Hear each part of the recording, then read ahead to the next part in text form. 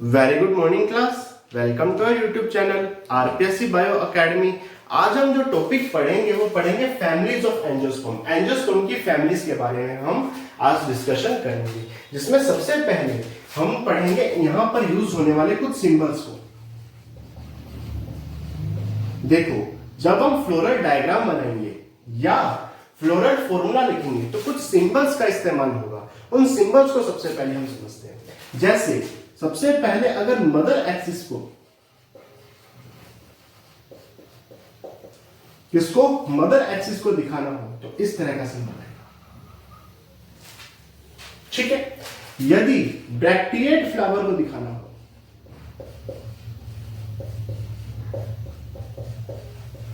कैसा फ्लावर है जिसमें ब्रैक्ट पाई जाती है, क्या पाई जाती है, ब्रैक्ट या सहपत्र उपस्थित है, तो उसे हम बीआर से दिखाएंगे।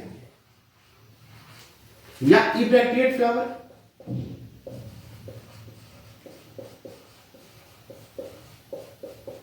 ऐसा फ्लावर जिसमें ब्रैक्ट नहीं पाई जाती, ब्रैक्ट क्या है, एब्सेंट है, तो उसे ईबीआर से शो करेंगे।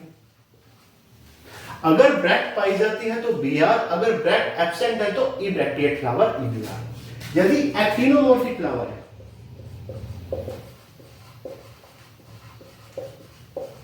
एक्टिनोमॉर्फिक यानी एक्टिंग नहीं कर रहा, आप किसी भी प्लेन से काटो तो इक्वल पार्ट्स में डिवाइड हो जाएगा। एक्टिंग नहीं कर रहा, आप किसी भी प्लेन से काटो तो इक्वल पार्ट्स में डिवाइड हो जाएगा, रेडियल सिमेट्री, इस तरह से, ठीक है। और यदि फ्लावर जाइगोमॉर्फिक है, जाइगोमॉर्फिक का मतलब फ्लावर तुम जागो, तुम्हें केवल एक ही प्लेन से दो इक्वल पार्ट्स में डिवाइड किया जा सकता है। जाइगोमॉर्फिक फ्लावर, तुम जागो, तुम्हें केवल एक ही प्लेन से काटने पर दो इक्वल पार्ट्स में डिवाइड किया जा सकता है, ठीक है। यदि फ्लावर कैसा हो, बाइसेक्सुअल,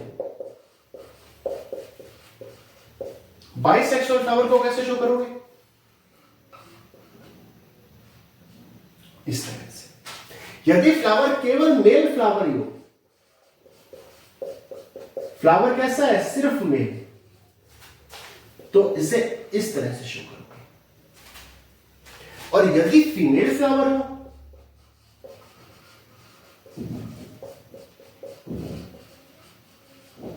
तो इस तरह से शो करोगे, प्लस का निशान नीचे। नीचे कौन सा निशान लगेगा, फीमेल है तो प्लस का, मेल है तो ऊपर तीर का निशान, इस तरह से लगाना है, ठीक है। यदि फ्लावर में देखो सबसे बाहर पाया जाएगा कैलिक्स, कैलिक्स के बाद करोला, करोला के बाद एंड्रोशियम, एंड्रोशियम के बाद गाइनोशियम। यदि कैलिक्स के बाहर एक एपिकैलिक्स और पाया जाए,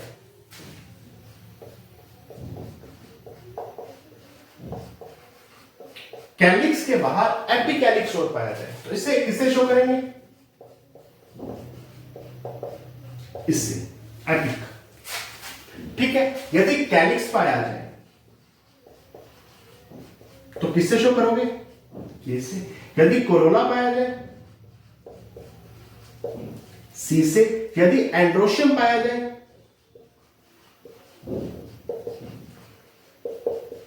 ए से। यदि गाइनोशियम पाया जाए, जी से शो करोगे। यदि एपिकैलिक्स पाया जाए तो एपिक से, कैलिक्स पाया जाए तो के से, कोरोना पाया जाए तो सी से, एंड्रोशियम पाया जाए ए से, गाइनोशियम पाया जाए जी से। देखिए, हम जानते हैं कि कैलिक्स किससे मिलकर बना हुआ है, सेपल से मिलकर बना हुआ है। यदि सेपल्स की संख्या 5 हो तो के बाद क्या लिखोगे, 5। यदि सेपल्स की संख्या 5 हो तो के बाद क्या लिखोगे, 5। यदि सेपल्स आपस में फ्यूज हो, गैमोसेपलस अवस्था हो, सेपल्स आपस में कैसे हो, फ्यूज हो, तो इनके बाहर इस तरह से निशान आ जाएगा ब्रैकेट। इसका मतलब यहां पर जो सेपल्स है वो फ्यूज है, यहां पर सेपल्स फ्री है, तो फ्यूज के लिए ब्रैकेट का निशान है।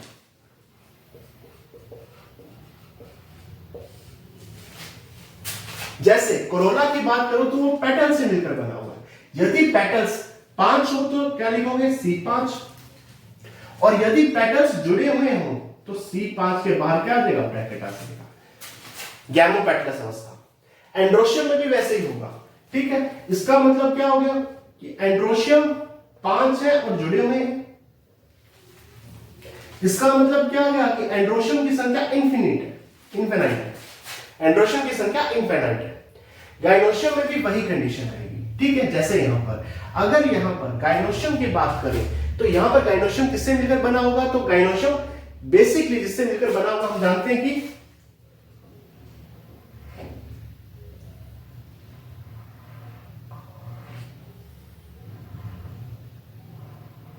इसे कहते हैं कार्पल।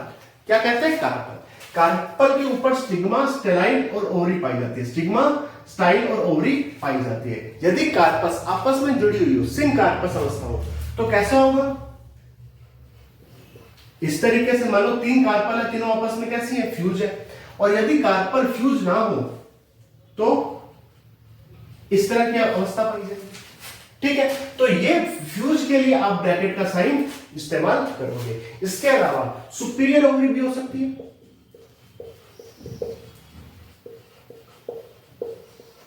इंफीरियर ओवरी भी हो सकती है,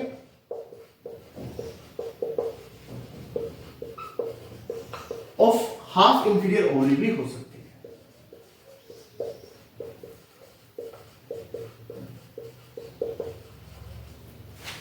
अगर सुपीरियर ओवरी होगी तो क्या इस्तेमाल करोगे, इस तरह से। यदि इंफीरियर ओवरी होगी तो क्या इस्तेमाल करोगे, इस तरह से। यदि हाफ इंफीरियर ओवरी होगी तो इस तरह से इस्तेमाल किया जाएगा, ठीक है। अब हम जानते हैं कि कई बार कैलिक्स और कोरोना दोनों ही एब्सेंट होते हैं। इसके अलावा एक और आवरण पाया जाता है, पेरियंथ। मान लो कैलिक्स भी एब्सेंट, कोरोना भी एब्सेंट, दोनों की जगह पर एक अलग आवरण है, पेरियंथ है, तो उसे पी से शो करोगे। किससे शो करोगे, पी से शो करोगे। अब आगे चलते हैं।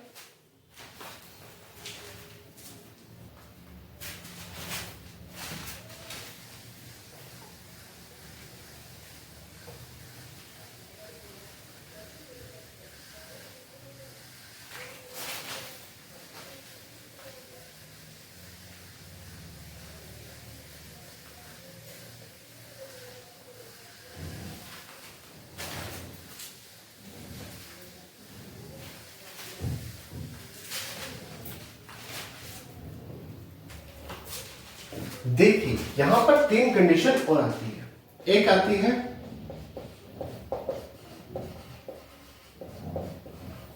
Epiphyllous condition,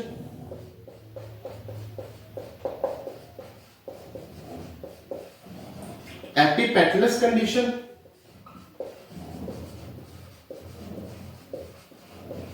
gynandrous condition. Epiphyllous condition में क्या होगा, देखिए सबसे पहले अगर कैलिक्स भी एब्सेंट है, कोरोना भी एब्सेंट है, तो पेरियंथ पाया जाएगा। पेरियंथ के बाद क्या उपस्थित होगा, एंड्रोशियम। कैलिक्स भी एब्सेंट, कोरोना भी एब्सेंट, तो पेरियंथ पाया जाएगा। पेरियंथ के बाद क्या होगा, एंड्रोशियम।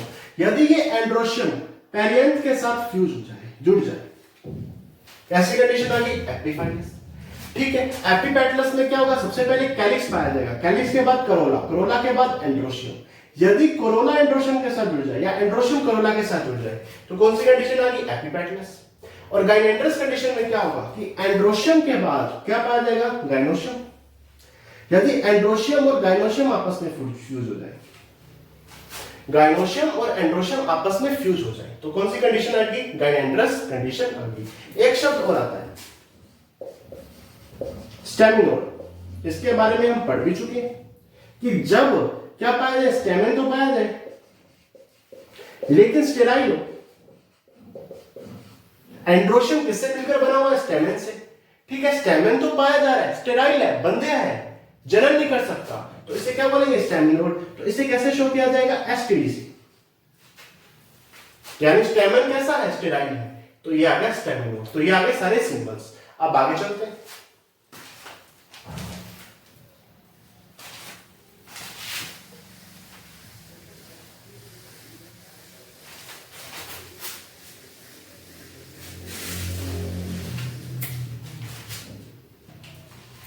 देखिए सबसे पहले देखिए आज जो हम फैमिली शुरू करने जा रहे हैं उसमें नंबर 1 पर है एस्ट्रेसी फैमिली।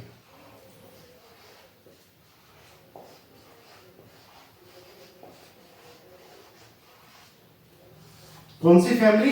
एस्टरेसी फैमिली हम आज शुरू करने जा रहे हैं। ठीक है, सबसे पहले इसका क्लासिफिकेशन देखते हैं। तो सबसे पहले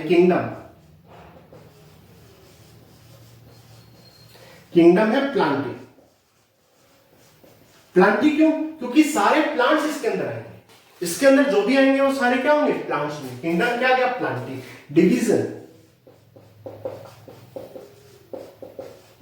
फेनेरोगेम्स।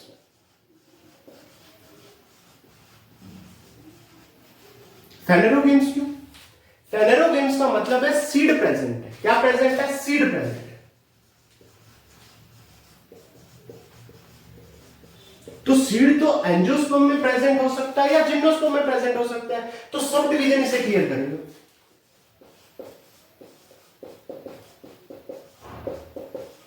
सब डिवीजन साफ साफ कह रहा है कि ये एंजियोस्पर्म है। सबसे पहले हमें यह क्लियर हुआ कि हम प्लांट्स के बारे में पढ़ेंगे, फिर हमें यह क्लियर हुआ कि जहां पर सीड प्रेजेंट है यानी फेनेरोगेम्स के बारे में पढ़ेंगे, फिर हमें यह तय हुआ कि हम एंजियोस्पर्म के बारे में पढ़ेंगे। इसके बाद हम तय करेंगे क्लास। देखो सीड तो या तो जिम्नोस्पर्म में प्रेजेंट है या एंजियोस्पर्म में प्रेजेंट है, तो हमने बोल दिया एंजियोस्पर्म में प्रेजेंट है। ठीक है, क्यों? क्योंकि एंजियोस्पर्म में सीड कोड पाया जाएगा, जिम्नोस्पर्म में सीड कोड एब्सेंट होगा। तो हमने सीड कोड देख लिया, सीड कोड से हमने ये तय कर लिया कि जो सीड प्रेजेंट है उसमें सीड कोड पाया जा रहा है वो एंजियोस्पर्म का है। इसके बाद हम क्लास देखी तो दो सीड कोड देखी।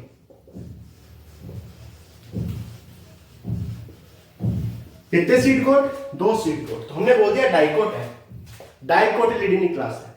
कौन सी क्लास है? डाइकोटिलिडीनी। ठीक है, क्योंकि सीड कोड कितने हैं? दो है। अगर सीड कोड एक होता तो क्या आती? मोनोकोटिलिडीनी। ठीक है, तो यहां पर तय होगा कि हम सीड प्लांट के बारे में पढ़ रहे हैं जिसके ऊपर दो सीड कोड प्रेजेंट है। इसके बाद सब क्लास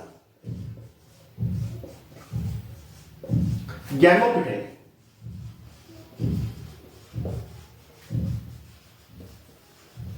गैमोपिटेली।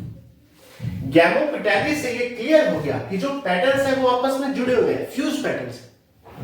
ठीक है, डाइकोट से क्या क्लियर हुआ कि इसके ऊपर सीड कोड दो है, और गैमोपिटेली से क्या क्लियर हुआ कि इसके ऊपर जो पेटल्स है वो कैसे है? फ्यूज पेटल्स है।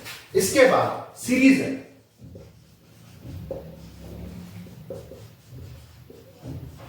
इंफेरी। सीरीज कौन सी? इंफेरी। इंफेरी का मतलब इंफीरियर ओवरी।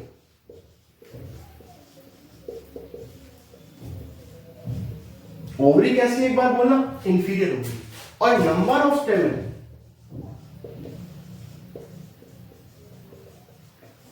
इक्वल होंगे कितने? कोरोला लोब के। जितने कोरोला के लोब्स है उतने क्या पाए जाएंगे? स्टेमन पाए जाएंगे। सीरीज कौन से? इंफीरी।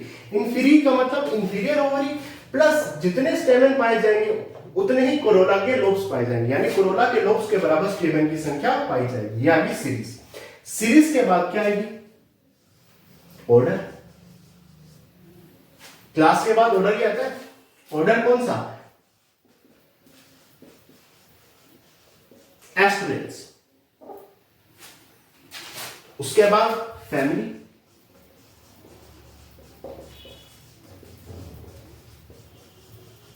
एस्टरेसी। कौन सी फैमिली है? एस्टरेसी फैमिली है। ठीक है, तो हम एस्टरेसी फैमिली पर पहुंच गए। तो ये इसका क्लासिफिकेशन आ गया। अब आगे चलते हैं।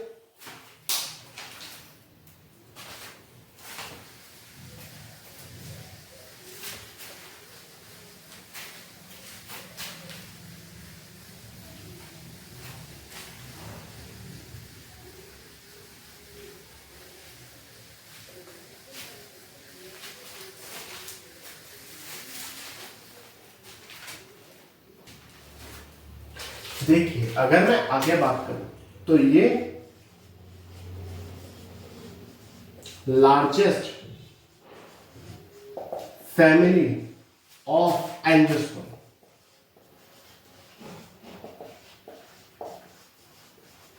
एंजियोस्पर्म की सबसे लार्जेस्ट फैमिली है। अगर एंजियोस्पर्म की बात की जाए तो उसमें सबसे लार्जेस्ट फैमिली की बात की जाए तो यही है, और ये क्वेश्चन कॉलेज लेक्चरर के एग्जाम में आया हुआ है। इसके बाद आगे बात करूं तो largest number of genera and species इसमें पाए जाते हैं। सबसे ज्यादा जीनस किसमें पाए जाते हैं? तो एस्ट्रेसी फैमिली में पाए जाते हैं। सबसे ज्यादा स्पीशीज किस फैमिली में पाई जाती है? तो एस्ट्रेसी फैमिली में पाई जाती है।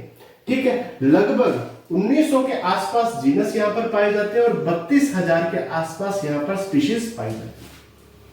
और ये नंबर याद रखने की जरूरत नहीं है, अलग अलग बुक्स में अलग अलग दे रखा है। गूगल ये कहता है कि 1900 जेनेरा यहां पर और 32,000 स्पीशीज यहां पर पाई जाती है।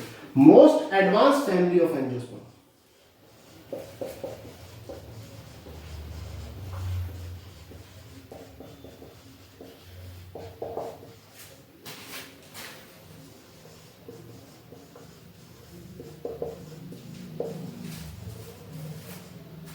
मोस्ट एडवांस फैमिली कौन सी एंजियोस्पर्म की?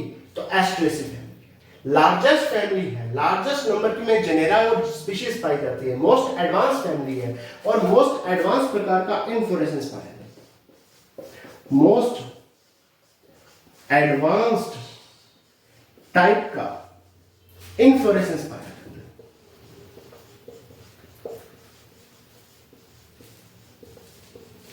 मोस्ट एडवांस टाइप का क्या पाया जाता है? इन्फ्लोरेसेंस पाया जाता है, जो कि कौन सा है? कैपिटुलम।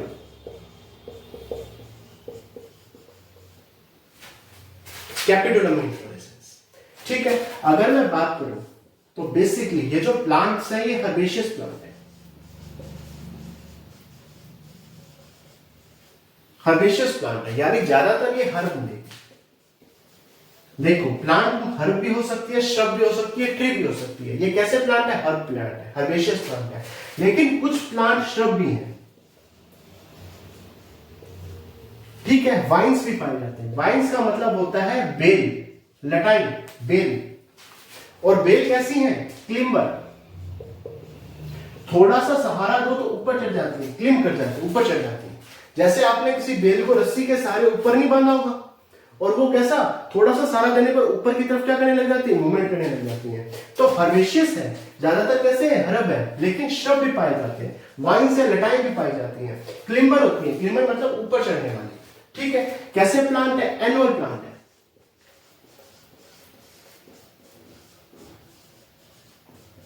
कैसे प्लांट है? एनुअल, यानी एक सीजन में अपना लाइफ स्पैन पूरा करने वाले एनुअल प्लांट है। लेकिन ये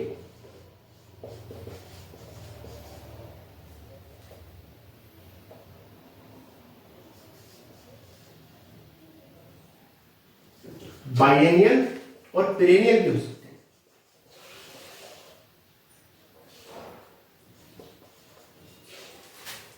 ज्यादातर प्लांट है एनुअल। कैसे है? एनुअल प्लांट, एक सीजन में अपना लाइफ स्पैन पूरा करने वाले। बाइएनियल, बाइएनियल का मतलब होता है द्विवर्षीय पौधे, ऐसे पौधे जो 2 सीजन में अपना लाइफ स्पैन पूरा करते हैं। पेरेनियल पौधे भी हो सकते हैं, बहुवर्षीय पौधे जो कई सीजन में अपना लाइफ स्पैन पूरा करते हैं। ठीक है, ये इसका जनरल इंट्रोडक्शन है। अब आगे चलते हैं।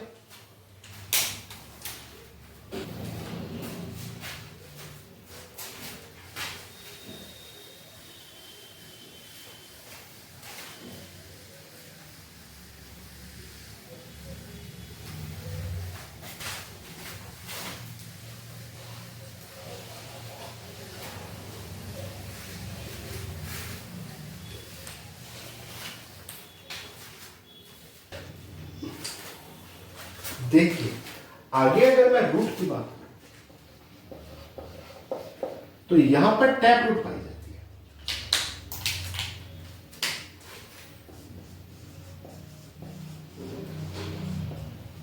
कौन सी रूट पाई जाती है? टैप रूट पाई जाती है। अगर मैं बात करूं तो यहां पर एक में फेसिकुलेटेड रूट भी पाई जाती है। कौन सी रूट? फेसिकुलेटेड। किसमें पाई जाती है? डहेलिया। डहेलिया में रूट कैसी है? Fasciculated root. अगर मैं आगे बात करूं फेसिकुलेटेड रूट के बाद आगे, फेसिकुलेटेड रूट मतलब ट्यूबरस होती है एंड थिक होती है। फेसिकुलेटेड रूट कैसी होती है? ट्यूबरस, ट्यूबर की फॉर्म में होती है, थिक होती है, मोटी होती है और ये स्टोरेज करती है। किसका स्टोरेज करती है? इनुलिन। तो रूट ज्यादातर टैप रूट पाई जाती है, लेकिन डहेलिया में फेसिकुलेटेड रूट पाई जाती है जो कि ट्यूबरस होती है, थिक होती है, स्टोरेज करती है इनुलिन का। इसके अलावा अगर मैं स्टेम की बात करूं,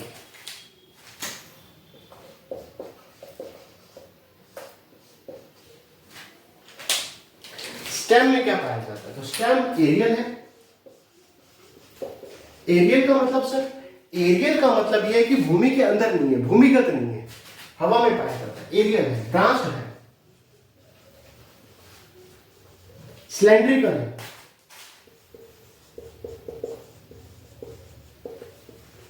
सिलेंड्रिकल विद ग्लैंडुलर हेयर।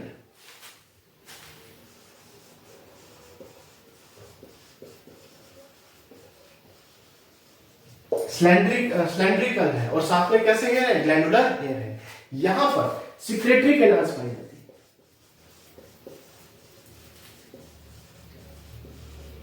कौन सी कैनाल्स पाई जाती है? सिक्रेटरी कैनाल्स पाई जाती है, जो कि रेजिन और लैटेक्स का सिक्रेशन करती है।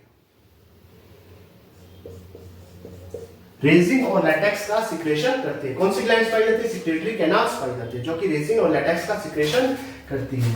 ठीक है, ये कैसे होती है? Milky and juicy.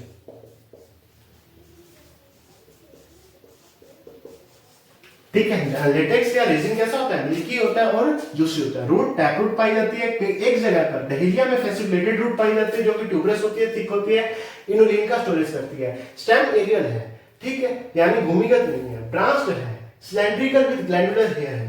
इसमें सिक्रेटरी कैनाल्स पाई जाती है, रेजिन, लेटेक्स और मिल्की जूस। इसके बारे में हम पढ़ चुके हैं कि हर्बेशियस है, ठीक है, और कुछ जगह पर ये श्रब के रूप में मिलता है। रूट स्टेम के बाद लीव्स की बात करते हैं।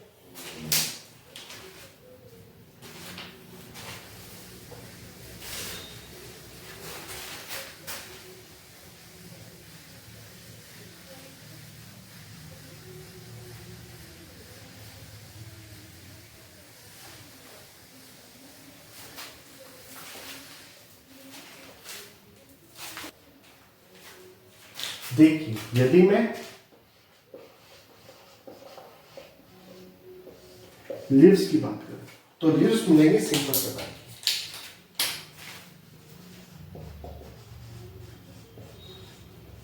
कैसी है? सिंपल प्रकार की। कंपाउंड लीव्स बहुत कम मिलेंगी। लीव्स किस क्रम में अरेंज होंगी? तो अपोजिट क्रम में अरेंज हो सकती है।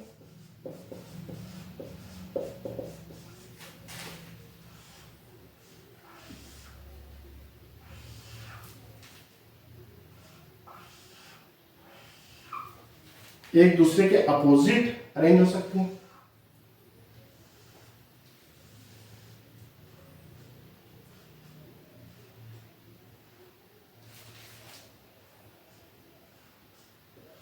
ये लीव्स कैसी है? एक दूसरे के अपोजिट, अल्टरनेट अरेंज हो सकती है। अल्टरनेट कैसे?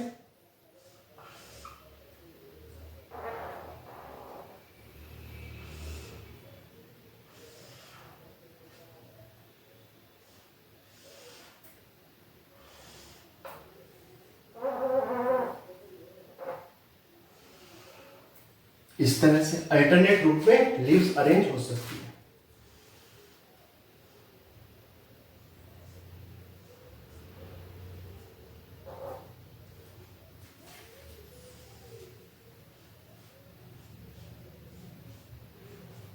वेनेशन कैसा पाया जाएगा? तो रेटिकुलेटेड वेनेशन।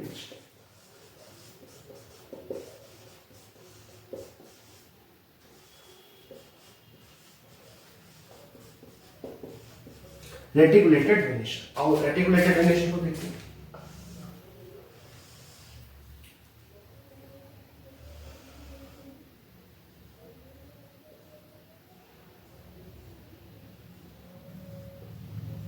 इसे कहते हैं जालिकाबंद शिलान्यास।